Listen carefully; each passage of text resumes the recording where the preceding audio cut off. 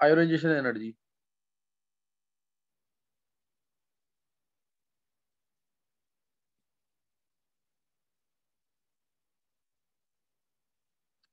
अच्छा, एक तो तुम लोग ना एक तो टेस्ट तुम्हारा भी है वेडनेसडे को, और एक टेस्ट और होगा 11th क्लास के साथ नेक्स्ट वेडनेसडे। अभी कमिंग वेडनेसडे नहीं, परसों नहीं है, नेक्स्ट वेडनेसडे। उसके अंदर जो देगा उसमें तुम्हें 11th क्लास के टॉपिक्स हैं। इजी टेस्ट होगा बहुत उसमें, जैसे पीरियोडिक टॉपिक्स का बेसिक्स, एटॉमिक स्ट्रक्चर का बेसिक, केमिकल बॉन्डिंग का बेसिक, रेडॉक्स का बेसिक्स, ये आना चाहिए तुम्हें। ये 4 टॉपिक से बेसिक्स आने चाहिए, सही ना? ये जरूर पढ़ के रखना। किसी को मेरे से लेक्चर चाहिए हो तो ये जो जो जिसमें से आएगा, अगर लेक्चर चाहिए हो पढ़ रखा है तो उसी से पढ़ना, नहीं तो कोई लेक्चर चाहिए तो मेरे से ले लेना। ये चारों को बेसिक्स मैंने एक साथ पढ़ाया हुआ है, 9th 10th 11th के बेसिक्स में। किसी को लेक्चर चाहिए तो ले लेना। और जो 11th पढ़ रहे हैं, जो 11th कर रहे हैं साथ साथ, उनका मूल कंसेप्ट का अच्छे लेवल वाला टेस्ट होगा। वेडनेसडे कोई होगा, नेक्स्ट वेडनेसडे, है ना? अभी तुम्हारे पास डेज हैं कुछ, है ना? 8 9 डेज हैं उसके लिए। और अभी तो सिर्फ मेजर मोल। टेस्ट जो है परसों है। हाँ, मोल कंसेप्ट का इंपॉर्टेंट टेस्ट है, एडवांस लेवल का टेस्ट है। और जो बाकी 4 बोले हैं टॉपिक, वो जैसे 11th क्लास को ना, 11th क्लास में से जो 8 10 बच्चे ऑर्गेनिक के लिए सिलेक्ट होंगे, उसके लिए टेस्ट है वो उनका, तो वो भी देना चाहो तो दे देना जरूर। ऑर्गेनिक के बेसिक्स उसके अंदर हैं उस टेस्ट में, कि वो आना चाहिए ऑर्गेनिक के बेसिक्स करने के लिए, तो वो भी दे सकते हो तुम। और मोल कंसेप्ट का तो जो बच्चे पढ़ रहे हैं वो देंगे 11th। अच्छा, आयनेशन एनर्जी। आयनेशन एनर्जी का मीनिंग सबको पता है।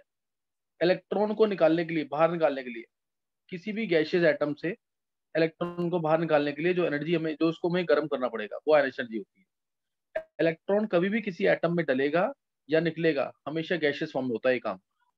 गैशियस फॉर्म में इलेक्ट्रॉन डलेगा, गैशियस फॉर्म में इलेक्ट्रॉन बाहर निकलेगा। इस इलेक्ट्रॉन को बाहर निकालने की जो एनर्जी चाहिए, इसे बोलते हैं आयनेशन एनर्जी, इन्फिनिटी तक ले जाने के लिए। या इलेक्ट्रॉन अगर अंदर जाएगा तब एनर्जी रिलीज होगी, उसे बोलेंगे इलेक्ट्रॉन एफिनिटी। इसका बोला आयनेशन एनर्जी का उल्टा स्टेप होता है इलेक्ट्रॉन एफिनिटी। ये पता होना चाहिए। अभी मैं बता रहा हूँ तुम्हें आयनेशन एनर्जी का क्या ट्रेंड होता है। 3D सीरीज में, 3D सीरीज की अगर बात करें तो आयनेशन एनर्जी इसमें इरेगुलर होती है। 3D सीरीज की बात करें तो आयनेशन एनर्जी का ट्रेंड क्या होता है, इरेगुलर होता है। Scandium, titanium, vanadium, chromium, manganese, iron, cobalt, nickel, copper और जिंक, ये एलिमेंट्स हैं। तो इसमें ट्रेंड कैसा चलता है आयन एनर्जी का, तो ये इरेगुलर ट्रेंड है, ये तो दिमाग में रखना है पहले, सही ना? इरेगुलर ट्रेंड है। तो पहला क्वेश्चन ये आएगा, इरेगुलर ट्रेंड कभी बढ़ रही है कभी कम हो रही है, इस टाइप से, सही ना? कभी बढ़ रही है आयन एनर्जी, कभी कम हो रही है, तो ऐसा क्यों हो रहा है, ऐसा क्यों हो रहा है? तो इसमें इसलिए उसको स्टडी करने के लिए ध्यान देंगे इरेगुलर ट्रेंड किसकी वजह से है। जिसको डिटेल में नहीं समझना है, पेपर में सिंपल आंसर लिख के आ जाना कि क्योंकि एटॉमिक रेडियाई का ट्रेंड इरेगुलर है, इसलिए आयन एनर्जी का ट्रेंड इरेगुलर है। क्वेश्चन है एनसीईआरटी का, why 3D elements follow irregular trend of ion energy. तो सिंपल आंसर, क्योंकि इनके atomic radii irregular trend follow करते हैं, इसलिए आयन एनर्जी का ट्रेंड भी इरेगुलर है। अदरवाइज प्रॉपर आंसर इसका, बहुत प्रॉपर आंसर इसका, ध्यान से देखेंगे। एक्सपेरिमेंटल आंसर है, उसको फिर बाद में समझाया गया है क्यों है ऐसा। जैसे अगर मैं बात करूं तुमसे, एक्सचेंज एनर्जी सबने पढ़ा होगा, एक्सचेंज एनर्जी, ये सबने पढ़ा होगा। एक्सचेंज एनर्जी क्या होती है? एनर्जी रिलीज, एनर्जी क्या, एनर्जी जो रिलीज होगी जब इलेक्ट्रॉन अपनी पोजीशन सेम सबशेल में चेंज करेगा। एनर्जी जो रिलीज होगी, मतलब एक तरह से रेजोनेंस की तरह काम करेगा ये। एनर्जी जो रिलीज होगी जब एक इलेक्ट्रॉन सेम सबशेल के अंदर पोजीशन चेंज करेगा, तो जितने ज्यादा एक्सचेंजेस होंगे उतनी ज्यादा एक्सचेंज एनर्जी रिलीज होगी, और उतनी ज्यादा एनर्जी रिलीज होगी जो कि आयन एनर्जी को कंपनसेट कर सकती है। जैसे मैं एग्जांपल ले रहा हूँ, मान लो अगर D2 है, D2 है तो एक एक्सचेंज होगा। ये 11th क्लास में सबने पढ़ा हुआ है, कौन सेक्टर में पढ़ा है ये? Atomic D3 structure. है तो एक, हाँ, एटॉमिक स्ट्रक्चर के अंदर reason for exceptional electronic configuration, एक एक्सचेंज, दो एक्सचेंज, और यहां से यहां पे एक्सचेंज होगा 3 एक्सचेंज। तो 3 इलेक्ट्रॉन है, तो अगर 3 इलेक्ट्रॉन है तो 3 एक्सचेंजेस हो गए। ऐसे ही अगर 4 इलेक्ट्रॉन है तो कितने एक्सचेंजेस होंगे?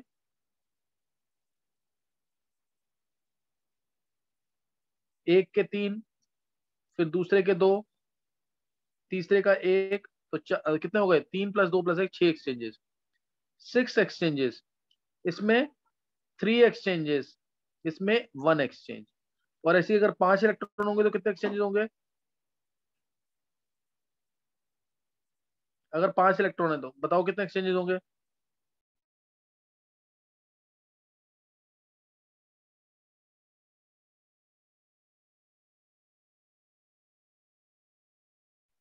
बोलो कितने एक्सचेंजेस होंगे अब?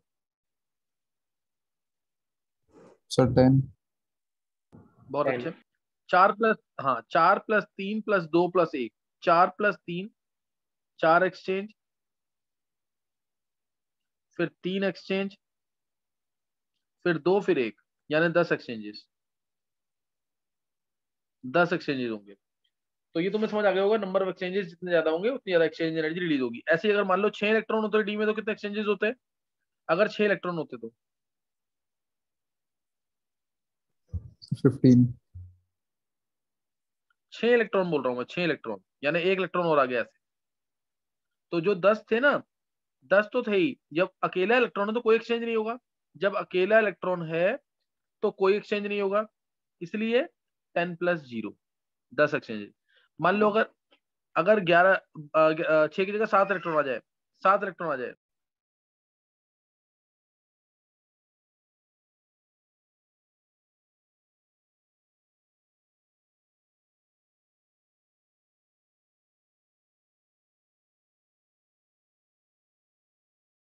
एक बार निकालो। 7 एक्सचेंज, 7, 8, 9, 10 में कितने कितने एक्सचेंजेस होंगे?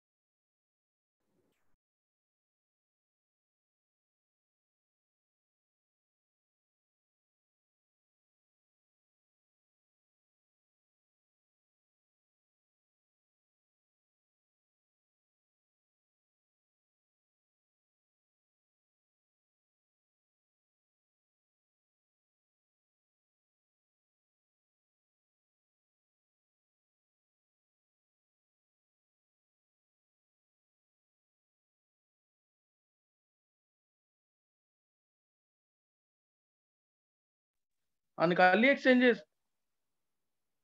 देखो डी में 1 इलेक्ट्रॉन तो 0 एक्सचेंज, डी में 2 इलेक्ट्रॉन, 2 इलेक्ट्रॉन तो 1 एक्सचेंज, डी में 3 इलेक्ट्रॉन तो 3 एक्सचेंज, डी में 4 इलेक्ट्रॉन तो 6 एक्सचेंज, डी में 5 इलेक्ट्रॉन तो 10 एक्सचेंज, 6 इलेक्ट्रॉन तो 10 + 0, क्योंकि एक का तो कोई, इसे एक का कोई एक्सचेंज नहीं होगा, तो 10 एक्सचेंज। अगर 7 इलेक्ट्रॉन तो कितने एक्सचेंज हो जाएंगे? 11 एक्सचेंज, है ना, ऐड करते हैं ना 10 में। 7 इलेक्ट्रॉन तो 11 एक्सचेंज, और 8 इलेक्ट्रॉन तो 10 + 3, 9 इलेक्ट्रॉन तो 10 + 6, 20 इलेक्ट्रॉन तो 10 + 10। क्लियर हो गया कि नहीं ये? सर जैसे जब 7 इलेक्ट्रॉन होंगे तो सर 2 शेल तो हमारी फुल हो जाएंगी, तो फिर उसमें हम कैसे करेंगे? 2 में तो हम देंगे ही नहीं ना इलेक्ट्रॉन फिर तो। आर्यन इसको ना ऐसे ही माना गया, देख 1, 2, 3, 4, 5, इसमें 10 एक्सचेंज है ना। अब छठा आएगा ना तो ये अब किसी से एक्सचेंज नहीं कर सकता, छठा का इसका पेयर अप ढूंढना पड़ेगा। अन्य सर मैंने जैसे ये जो एक्सचेंज एनर्जी बताया 11th क्लास का टॉपिक। हाँ बोलो बोलो। सर जैसे एक शेल फुल हो गई तो बाकी वो 4 में ही जाएगा ना, और दूसरे वाले तो वैसे जाएगा मतलब। कोई सर दूसरा मतलब इलेक्ट्रॉन होना चाहिए ना एक्सचेंज करने के लिए। अरे कोई दूसरा इलेक्ट्रॉन होना चाहिए ना एक्सचेंज करने के लिए, इसलिए। ओके सर जैसे उसके आगे वाले भी फिर हमने फिल कर दी तो उसमें तो फिर नहीं जाएगा ना इलेक्ट्रॉन एक्सचेंज के लिए? नहीं नहीं, उसमें नहीं जाएगा। नहीं, ये सबको एक्सचेंज एनर्जी का टॉपिक आना चाहिए पहले से, क्योंकि ये 11th क्लास के एटॉमिक स्ट्रक्चर का टॉपिक है। अगर एक इलेक्ट्रॉन है, मैं एक बार दोबारा बता देता हूँ क्योंकि कुछ बच्चे भी आए हैं, देखो टाइम पे आओगे ना तो सही होगा, क्योंकि अभी 25-30 मिनट में क्लास खत्म हो जाएगी अभी। देखो जैसे मैंने बोला, एक इलेक्ट्रॉन तो एक, इसका कोई एक्सचेंज नहीं होगा। दो इलेक्ट्रॉन है तो एक एक्सचेंज होगा। तीन इलेक्ट्रॉन है तो एक, दो, दो इससे हो गए और एक इससे, तीन एक्सचेंज होंगे। चार इलेक्ट्रॉन है तो 3 + 2 + 1 यानी 6 एक्सचेंज होंगे। 1 2 3, 1 2 और 1, 6 एक्सचेंज। अभी आने समझ आ गया कि नहीं?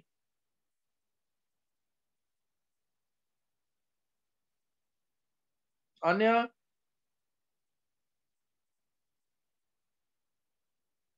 देखो D1 है 0 एक्सचेंज, D2 है 1 एक्सचेंज, D3 है 3 एक्सचेंज, D4 है 6 एक्सचेंज, D5 है 10 एक्सचेंज। D6 कर दिया तो 10 + 0 10 एक्सचेंज। D7 किया तो 10 + 1 11 एक्सचेंज। D8 किया तो 10 + 3 13 एक्सचेंज। D9 किया तो 10 + 6 16 एक्सचेंज। D10 किया तो 10 + 10 20 एक्सचेंज। अभी भी समझ नहीं आया ये? एक बार हैंड से करना सर जल्दी से, जिसको एक्सचेंज रेट का मीनिंग समझ आ गया। देखो ये 11th का टॉपिक है, इसी में सारा टाइम निकल गया आज। मयंक, बॉबी, कनिष्क, प्रिया, आन्या, कृष्णा, युविका, आर्यन, मानव, मयंक, हिमांशु, तनिष्क, आर्यमन, नित्या, नयन। चलसी को समझ नहीं आया अभी? चलसी,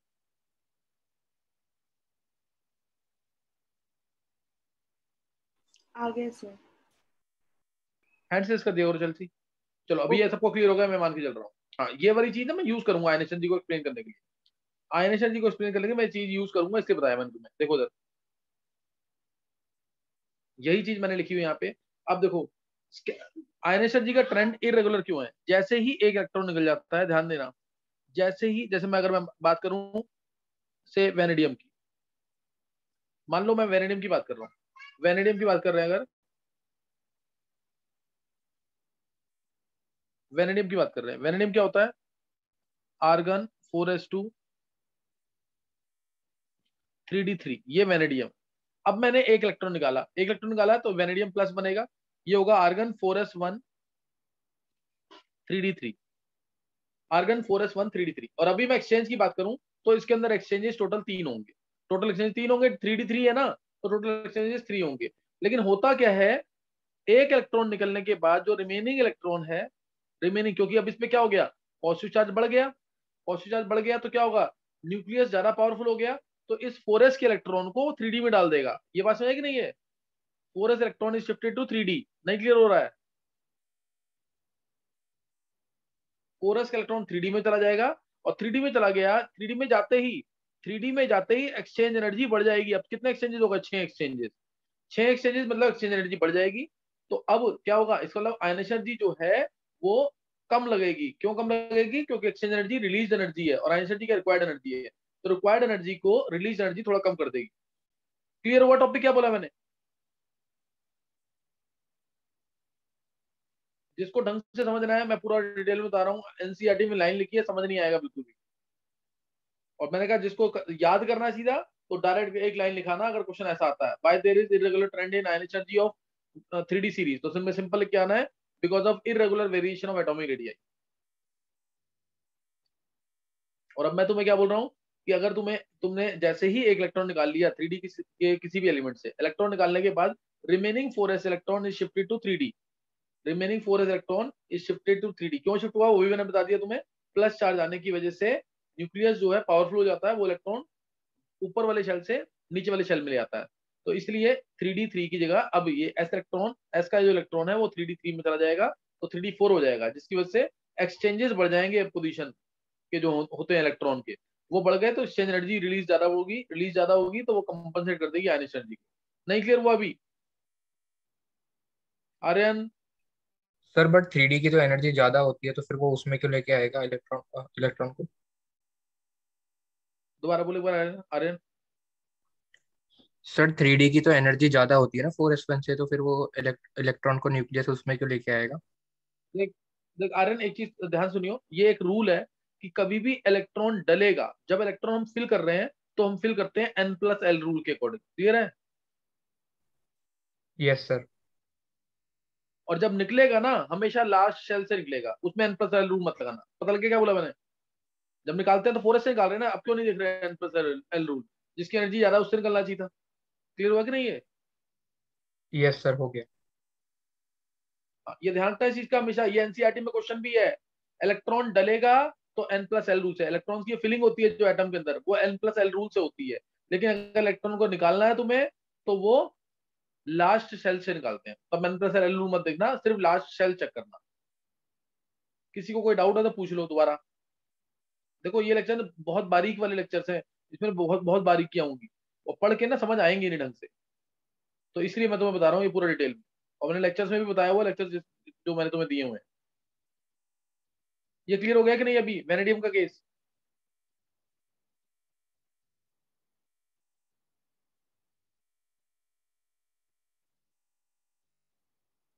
एक बार हैंडसेस करना जल्दी से, एक बार हैंडसेस करना है।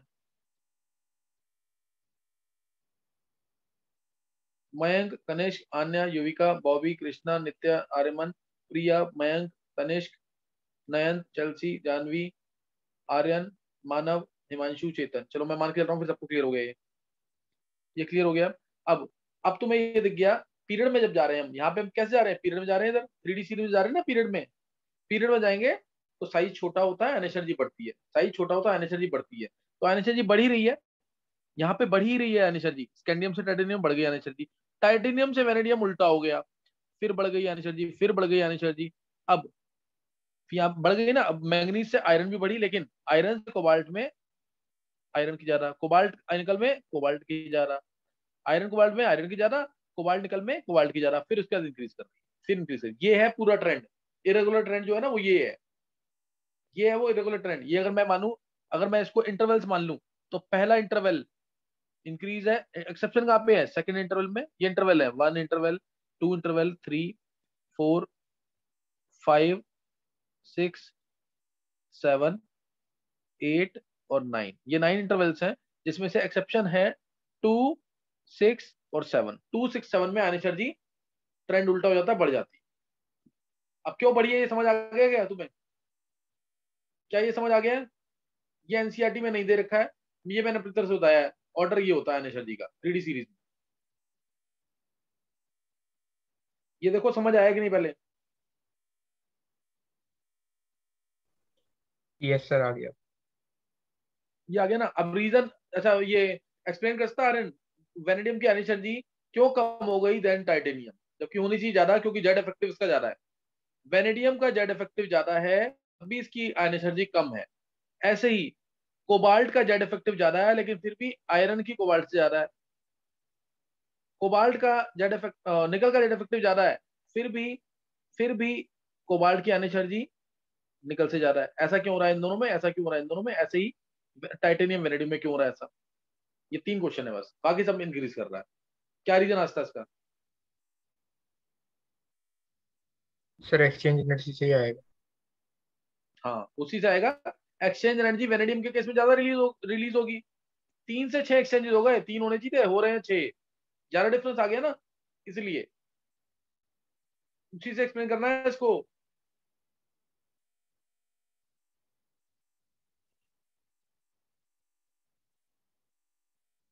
एक बार वो बताओ जरा, कोबाल्ट और निकल में, निकल की ज्यादा होनी चाहिए, कोबाल्ट की क्यों ज्यादा हुई है? बताओ जल्दी से। कोबाल्ट और निकल में बताओ जल्दी से।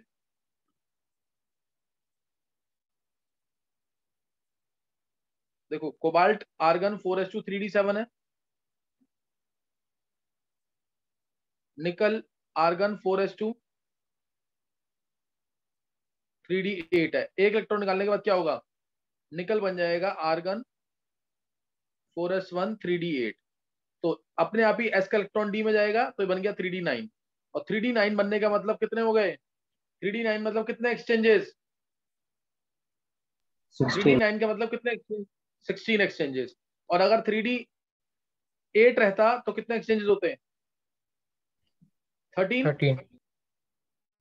13 होते हैं, और अभी कितने हो गए? 16। तो एक्सचेंज एनर्जी इसलिए ज्यादा रिलीज होती है, जिसकी वजह से आयन एनर्जी कुछ कंपनसेट हो जाती है, तो निकल की आयन एनर्जी कम हो जाएगी और कोबाल्ट की ज्यादा होगी। कोई समझ आ गया कि नहीं रीजन इसका?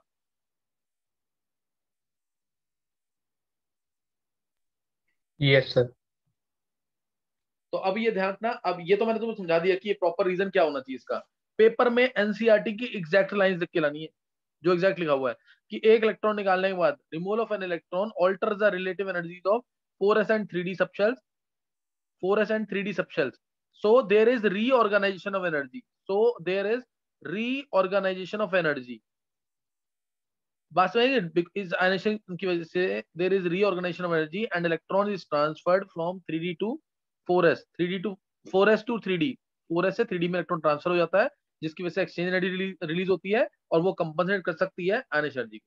इसलिए इरेगुलर ट्रेंड है, इसी वजह से इरेगुलर ट्रेंड है। कोई डाउट किसी को?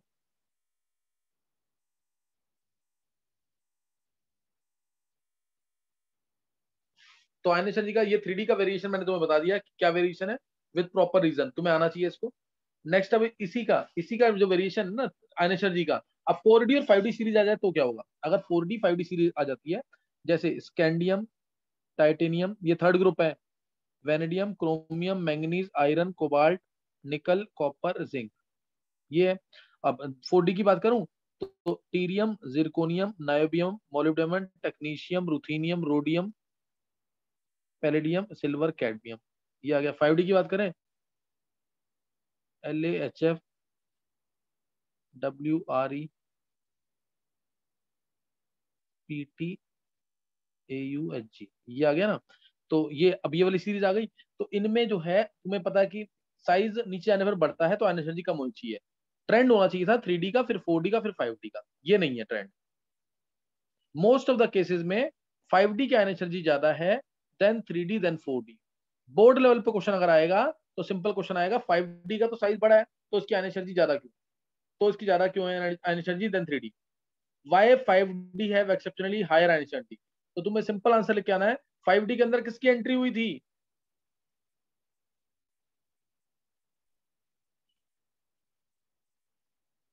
देखो तुम लोग पढ़ नहीं रहे हो, 5d के अंदर 4f की एंट्री हुई थी कि नहीं? 4f की एंट्री होने का मतलब क्या यस है? Sir. Poor screen effect. 4f हाँ सही आने, 4f की एंट्री होने का मतलब है poor screening effect. Poor screening effect मतलब वैलेंस इलेक्ट्रॉन्स की अट्रैक्शन न्यूक्लियस से बढ़ जाएगी, इसलिए 5d की एनर्जी ज्यादा है देन 3d, तो इसलिए जो ट्रेंड आएगा वो 5d 3d 4d आएगा, 5d 3d 4d ट्रेंड आएगा। ये ट्रेंड आना चाहिए मैक्सिमम केसेस में, लेकिन कई केसेस में ट्रेंड जो है 5d 4d फिर 3d है। कई केसेस में trend 5d 4d then 3d है। और स्कैंडियम वाला केस तो तुम्हें पता ही होगा, इसकी बहुत इंपॉर्टेंट है, इसमें ट्रेंड यही है, स्कैंडियम, टीरियम, फिर लैंथेनम। क्यों है ऐसा ट्रेंड? क्या इसमें 4f की एंट्री हुई है? क्या इस थर्ड ग्रुप में 4f की एंट्री हुई है लैंथेनम के अंदर? हाँ आने नो सही है। सर। तो जब 4f हाँ नहीं हुई ना एंट्री, तो इसलिए जिसका साइज छोटा उसकी आने से ज्यादा, स्कैंडियम की 3d1 की आने से ज्यादा, देन 4d देन 5d। तो ऑर्डर ये आ जाएगा। एक तो इस ग्रुप की बात कर लें, एक तो इस ग्रुप की बात कर लें, इसके अलावा 4f, ये इसमें थोड़ा सा डाउट भी है जो मैं बताऊंगा, लेकिन अभी तुम यही फॉलो करना जो मैं बता रहा हूँ। फोर्थ ग्रुप, यानी ये वाला fourth group, fifth group, six group और 10th group, fourth, fifth, sixth और 10th निकल पैलेडियम वाला 10th। इन ग्रुप के अंदर ऑर्डर, इन ग्रुप्स के अंदर ऑर्डर 5d की ज्यादा है, फिर 4d की, फिर 3d। 5d 4d 3d ये ट्रेंड है। 5d की क्यों जा रहा है तुम्हें पता होगा, 5d की क्यों जा रहा है ये तुम्हें पता है क्यों जा रहा है 5d की? क्योंकि 5d के अंदर 4f की एंट्री है, न्यूक्लियस से वैलेंस इलेक्ट्रॉन्स की अट्रैक्शन बढ़ जाएगी, सही ना?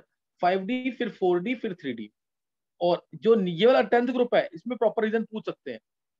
इसमें पहले प्लेटिनम की आने से जा रहा है, प्लेटिनम की, फिर उसके बाद पैलेडियम की ज्यादा हो गई, फिर 4D आ गया, फिर आया निकल। ये पूछते हैं रीजन कि ऐसा क्यों हुआ। 5D के बाद 5D में तो 4F की एंट्री हो गई, न्यूक्लियस से वैलेंस इलेक्ट्रॉन की अट्रैक्शन बढ़ गई। पैलेडियम की क्यों ज्यादा हो गई है? पैलेडियम का केस सबको याद भी होगा। पैलेडियम में क्या था? 5s0 4D, देन याद नहीं आया? Only exceptional case in which 5s has 0 electron. नहीं क्लियर हुआ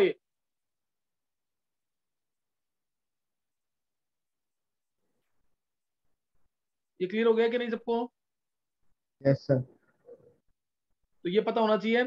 ये मैंने तुम्हें 3D 4D 5D तीनों में ट्रेंड बता दिया है आयन एनर्जी का भी। पेपर में जो क्वेश्चन आना है ना, दो क्वेश्चन इंपॉर्टेंट है सिर्फ, जिसको नहीं समझ आया छोड़ देना सब कुछ। सिंपल दो क्वेश्चन करना है कि 3D की आयन एनर्जी इरेगुलर क्यों है, दूसरा क्वेश्चन 5D की आयन एनर्जी ज्यादा क्यों है 3D और 4D से। ये दो क्वेश्चन इंपॉर्टेंट है। 5D की आयन एनर्जी ज्यादा क्यों है 3D और 4D से? रीजन बिल्कुल सिंपल है। क्या आंसर बोलेंगे इसमें? 5D के अंदर 4F पुअर की screening entry, poor effect. Screen effect. हाँ, 4F का पुअर स्क्रीन इफेक्ट, न्यूक्लियस से वैलेंस इलेक्ट्रॉन्स की अट्रैक्शन बढ़ जाएगी, इसलिए ऐसा होगा। तो ये जो क्वेश्चन बताया आनिशा जी का ट्रेंड, ये बिल्कुल ढंग से अभी मन में बोल के देख लेना, तब याद रहेगा। 3D का पूरा बोलो मन में कि 3D में ऑर्डर जो है वो इंक्रीज होना चाहिए आनिशा जी, बस इंटरवल्स 2, 6 और 7 पे चेंज होगा ऑर्डर, उसमें डिक्रीज करती है आनिशा जी, वही रिलीज ऑफ एक्सचेंज एनर्जी। फिर 3D से 4D से 5D, 5D की आनिशा जी ज्यादा होगी, फिर 3D की ज्यादा होगी, देन 4D। रीजन बोल लो कि 5D के अंदर 4F की एंट्री है, 3D का साइज छोटा है, फिर 4D आएगा। लेकिन एक्सेप्शनल केसेस है, एक तो थर्ड ग्रुप, उसमें नॉर्मल ट्रेंड है, स्कैंडियम जिसका साइज छोटा है उसकी आनिशा ज्यादा, फिर टीरियम, फिर लेंथेनम। फिर बात करें फोर्थ, फिफ्थ, सिक्स ग्रुप में और 10th ग्रुप में, इसमें ऑर्डर आता है 5D then 4D then 3D, 5D then 4D then 3D। ये तुम्हें ट्रेंड पता होना चाहिए पूरा, ये ट्रेंड पता होना चाहिए। और एक्सचेंज एनर्जी का जो ट्रेंड है ना आयन एनर्जी को एक्सप्लेन करने के लिए 4F ब्लॉक में भी यूज होता है, सेम वही 4F ब्लॉक में भी सेम वही ट्रेंड यूज होता है एक्सचेंज एनर्जी का। तो यहाँ पे हमने एक्सचेंज एनर्जी के क्वेश्चंस कर लिए हैं। दो क्वेश्चन मैंने बता दिया बोर्ड के लिए जो बहुत इंपॉर्टेंट है, वो तुम्हें आने चाहिए, सही है? बोर्ड के लिए जो दो क्वेश्चन है वो जरूर आने चाहिए। और जैसे मैंने तुम्हें क्वेश्चन दिया, अगर मान लो ये लिया क्वेश्चन हमने, चलो जैसे मैंने ले लिया जिंक, कॉपर और गैलियम, आयन एनर्जी का ऑर्डर क्या होगा?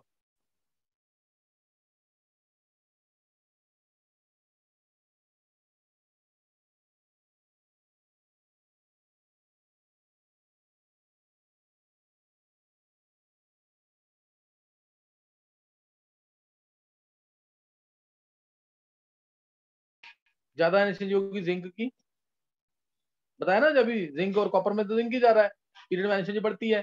कॉपर गैलियम में कॉपर की ज्यादा है ना?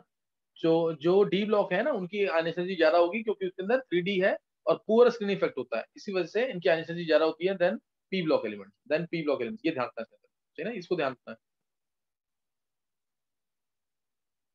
तो इसके और भी क्वेश्चन बन सकते हैं। जिंक की जगह मैं कैडमियम ले लूं, कॉपर की जगह सिल्वर ले लूं, और गैलियम की जगह थैलियम ले लिया या इंडियम ले लिया, उससे भी हो जाएगा क्वेश्चन। ये जिंक की जगह मैंने ले लिया कैडमियम या मरकरी ले लिया, ऐसे क्वेश्चन बन सकते हैं। कॉपर की जगह ले लिया सिल्वर या फिर गोल्ड ले लिया नीचे, तो गैलियम में इंडियम ले लिया, यहाँ थैलियम ले लिया, तो भी ऑर्डर यही चलता है, तो भी ऑर्डर यही चलता है। तो इसको ध्यान रखना, ये कहीं पूछा हुआ क्वेश्चन, इसलिए मैंने करवाया ये, सही ना? इसलिए करवाया इस क्वेश्चन को, तो ये ध्यान रखना इसके अंदर। अब जैसे अगर मैं तुमसे पूछूं कि के प्लस ज्यादा स्टेबल है कि, इसी से रिलेटेड है कि Na प्लस ज्यादा स्टेबल है, क्या बोलोगे? के प्लस ज्यादा स्टेबल है कि Na प्लस? जल्दी देंगे आंसर, रुकना नहीं है इसमें। के प्लस इज मोर स्टेबल और Na प्लस?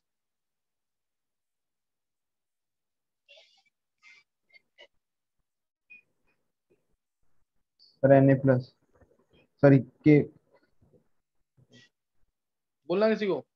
देखो मैक्सिमम बच्चों ने Na प्लस आंसर दिया, आंसर गलत है, के प्लस ज्यादा स्टेबल। रीजन बहुत सिंपल सा है, आयनेशन जी के ऊपर। के से के प्लस जल्दी बनेगा कि Na से Na प्लस जल्दी बनेगा?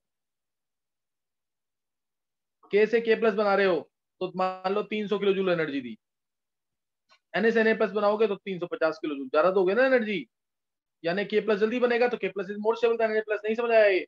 आयन एनर्जी, क्योंकि आयन एनर्जी के की कम है, ध्यान रखना, के प्लस मत बोल देना। आयन एनर्जी के की कम है, Na की ज्यादा है, कोई डाउट?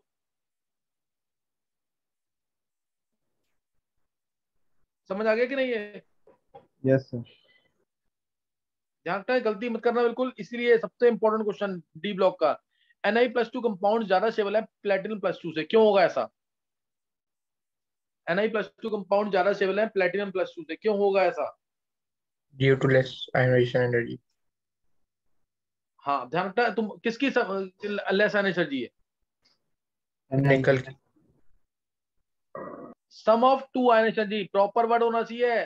निकल से 2 इलेक्ट्रॉन निकालने हैं। Sum of two ion energies of nickel is less than sum of two ion energies of platinum, इसीलिए ऐसा है। But reverse is true for +4 state, तब क्या बोलोगे?